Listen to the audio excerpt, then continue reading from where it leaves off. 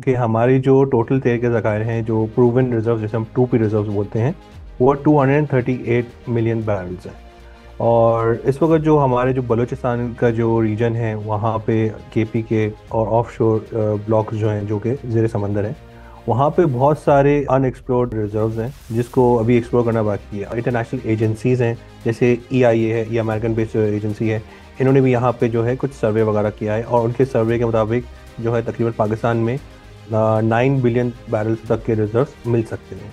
तो इस ये चीज़ें प्रॉमिसिंग है। ऑब्वियसली जो है ये सिर्फ एक एस्टिमेट है, और जो उन्होंने इनिशियल सर्वे किया है, जो जो कितने रिजर्व्स हैं, ये जो है ये ऑब्वियसली जब ड्रिलिंग होगी, ड्रिलिंग के बाद जो एस्टिमेट्स आएंगे उस पर पता चलेगा।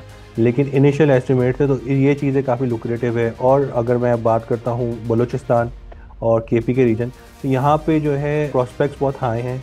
बलूचिस्तान वाला एरिया जो है वो आपको पता है कि ईरान से भी लगता है, और यहाँ पे ईरान के पास आपको पता है कि काफ़ी ज़्यादा ऑयल वेल्स हैं। तो इसी तरह से ये बलूचिस्तान जो है, यहाँ पे एक्सपेक्टेशन है कि यहाँ पे कुछ अच्छे जो है रिजर्व्स वगैरह निकलें। KPK में ऑलरेडी वहाँ पे जो है नशपा है, टल ब्लॉक है, यहाँ पे ये अच्छी डिस्कवरीज हैं। एक वज़ीरिस्तान भी वहाँ पे है, वहाँ से भी अभी प्रोडक्शन शुरू हुई है, लेकिन एक्सपेक्टेशन यही है कि इस ब्लॉक से जो है वो मज़ीद डिस्कवरीज वगैरह आएँ। तो इन ब्लॉक्स के अंदर जो है ये US कंपनीज आ सकती हैं।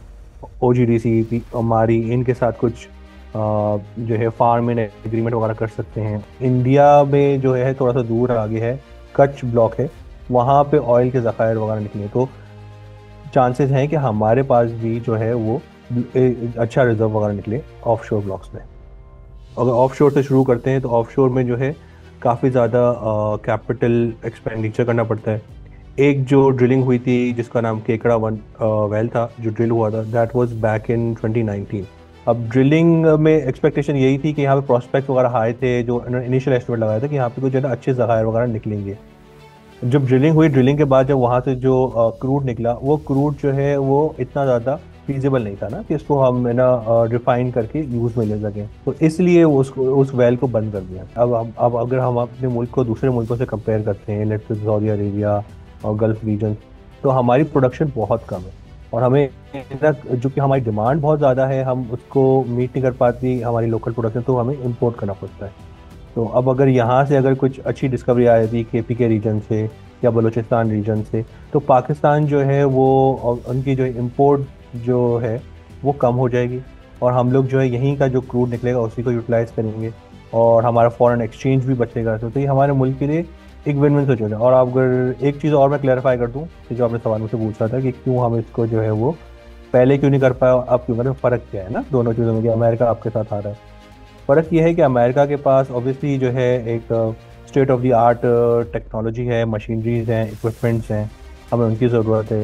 इसके साथ साथ कैपिटल एक्सपेंडिचर जो लेकर आ सकता है मुल्क में, अपने एक FDI आएगी और वो एक्सपेंडिचर करेगा, और यहाँ पे जो है वो मादनियाँ निकलेंगी। एक सवाल जो काफ़ी लोग यही पूछ रहे हैं कि अमेरिका आ रहा है यहाँ पे, तो उनके वो अपने मफाद के लिए आ रहे हैं, right? But I believe sir कि देखिए, इसमें हमारे लिए भी एक विन विन सिचुएशन है। ऑब्वियसली वो अपने पैसे यहाँ लगा रहे हैं, तो वो अपना फ़ायदा तो देखेंगे, लेकिन हमारे लिए विन विन सिचुएशन है कि हमारे यहाँ से मार्जिन निकलेगी, हमारी जो है मुल्क के लिए एक बेहतर चीज़ है। ये इसको जो है एक्सपोर्ट भी कर सकते हैं, अगर हमारे पास एक्सेस डिमांड, हमारी डिमांड पूरी हो जाती है और एक अच्छी सप्लाई आ जाती है ना, तो ये एक्सपोर्ट भी कर सकते हैं। और इसी के साथ साथ जो है अभी रिफाइनरीज हैं, रिफाइनरीज को भी सेटअप करना पड़ेगा कि वो यहाँ पे इतना जो तेल अगर निकल आता है, अगर उस लेवल का तेल जैसे मिसाल के तौर पे 1 million barrels of oil per day अगर निकल आता है, तो रिफाइनरीज को भी सेटअप करना पड़ेगा। और तो सबके लिए पॉजिटिव चीज़ ही है। और पाकिस्तान के लिए अगर मैं बात करूँ, तो इकोनॉमी के लिए अच्छा इस तरह से कि जॉब क्रिएशन होगी, और ऑब्वियसली जो KPK और बलूचिस्तान में जो ब्लॉक्स हैं, वहाँ वो काफ़ी रिमोट एरिया है, तो वहाँ पे डेवलपमेंट वगैरह होगी, और हो सकता है वहाँ पे कुछ शहर भी आबाद हो गए। तो ये it all a win win situation for Pakistan. मज़ीद न्यूज़ अपडेट्स और डिजिटल स्टोरीज के लिए सब्सक्राइब करें डॉन न्यूज़ पाकिस्तान।